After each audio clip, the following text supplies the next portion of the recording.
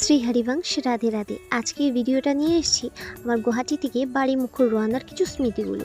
আমরা যে যেখানেই থাকি না কেন আমাদের সকলেরই কিন্তু শান্তির এবং তৃপ্তির জায়গা হচ্ছে আমাদের সকলের ঘর, যেটা আমাদের আস্তানা।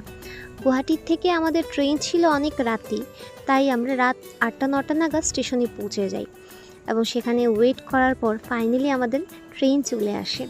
অনেক রাতে ট্রেন থাকার সুবাদে সারা রাত্র কাটানোর পর আমরা খুব সকালবেলায় কিন্তু বদরপুর পৌঁছে যাই এবং এই যে বদরপুর আসার আগে যে ওয়েদার, এটাই কিন্তু জানান দিচ্ছে আমরা বাড়ি এসে গেছি। এই যে এতদিনের ট্রাভেল জার্নি এবং এত কিছু স্মৃতি নিয়ে যে বাড়ি ফিরছি, এটার আনন্দটাই আলাদা। এবং নর্থ ইস্ট স্পেশালি আমাদের আসাম হচ্ছে গিয়ে প্রকৃতির রাজা বলতে পারি, যেখানে প্রকৃতি এবং মানুষ একে অপরের অপরিসীম একটা দৃশ্য হিসাবে আমরা বিশ্ববিখ্যাত।